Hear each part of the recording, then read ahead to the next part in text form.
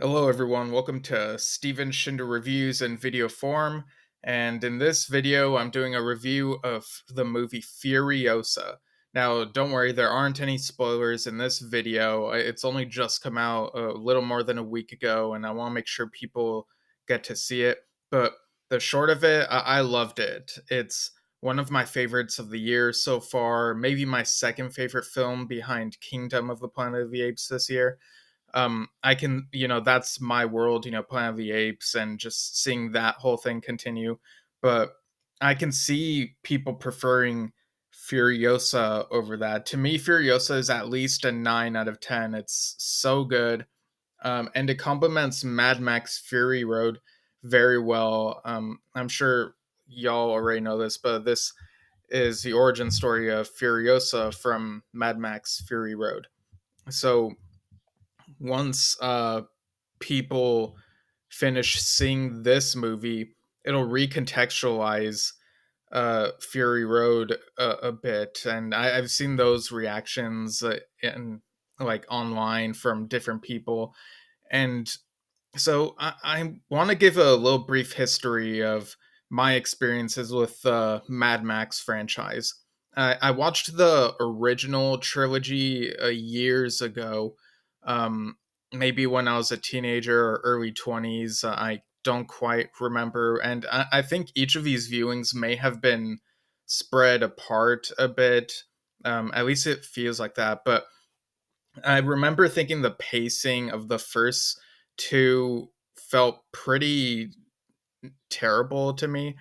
And then the third one, the pacing was better, but the story, it's my understanding that the story of Beyond Thunderdome is not very well liked by lots of people. So there's that. But Fury Road, and that's they did the right thing, like recasting Mad Max for that.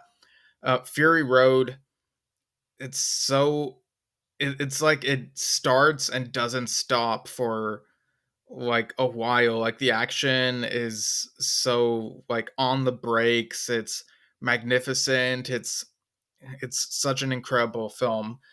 To me, I think so between Fury Road and Furiosa, I think I actually prefer Furiosa because with Fury Road, having just rewatched it, I still can't completely get past the fact that, like, toward the end, there's the change in the plan, and the direction of that plan is kind of silly, and even the characters think it's silly. So, um, I don't know. Whenever that moment comes up, it's kind of hard for me to sort of get past that. But I still think it's a great film. Like Fury Road is maybe an 8.5 to me, but like I said, Furiosa is at least a 9.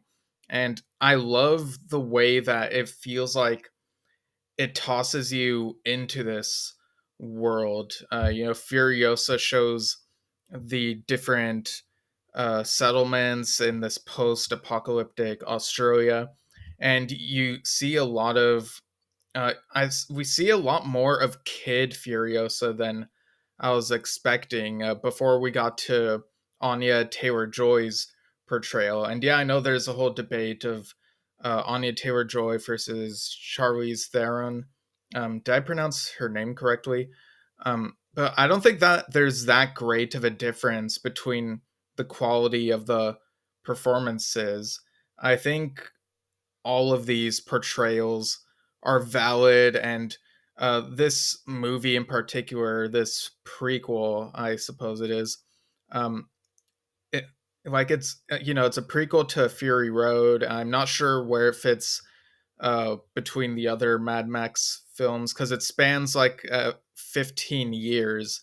There's some time skips in the movie, and the continuity of the Mad Max movies is kind of loosey goosey, from what I understand. It's kind of like legends of what happens with these characters. Stories are passed on, but the continuity between this and Fury Road feels very strong. It feels like the same world.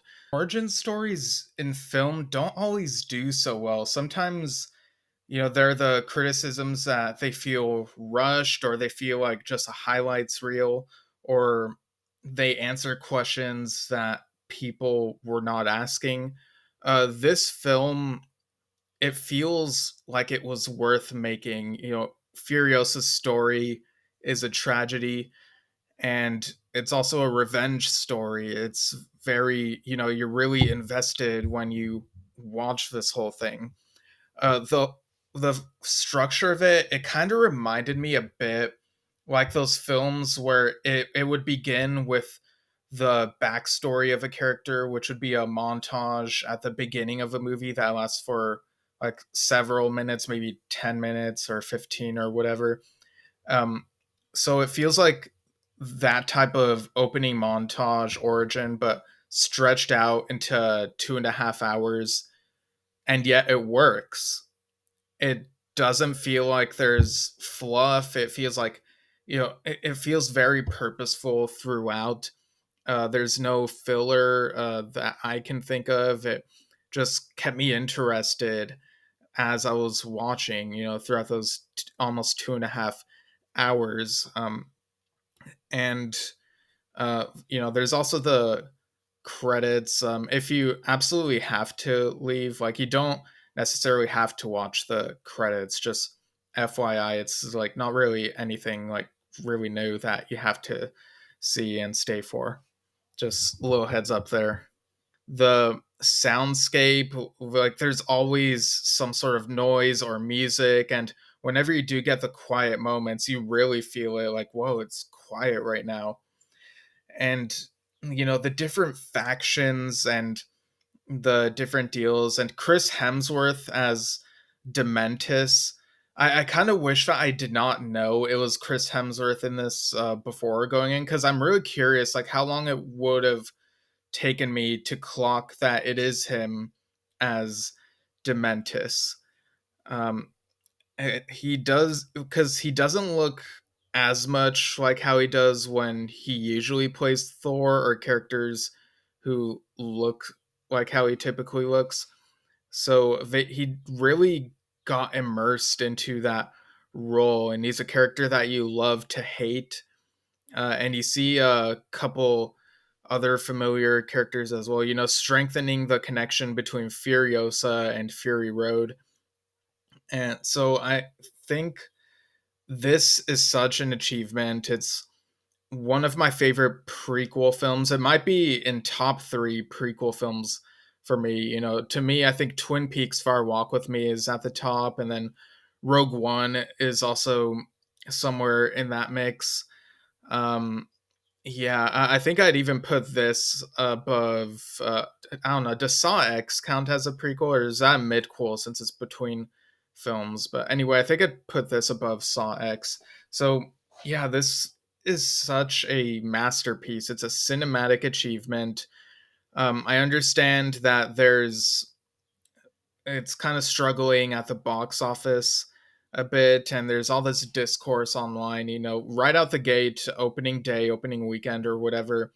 I saw this post where someone said, "You all suck, you should have gone and seen Furiosa," and it's like, that's not the best way to make people want to go out to the movies. So I feel like this movie really deserves to have more box office success, and I do hope that more people go out to see it. But yeah, some people, we all have different lives, and it can be kind of difficult setting aside the time to go out to the theater. To me personally, it's not just the movie, it's also the trailers in front of it, and sometimes there are other plans that have to go around it that make the trip feel worth it, like maybe you hang out with friends, or maybe you um, go out to eat before or after the movie to make a whole thing of it. And some people have families, and so it's understandable that their kids might want to see an animated kids film, or just a kids film. Not all kids films are animated, and not all animated films are kids films. um, the kids get to choose like what they want to see, and so they're obviously not going to choose Furiosa. But yeah, I had a great time. I saw this with a friend.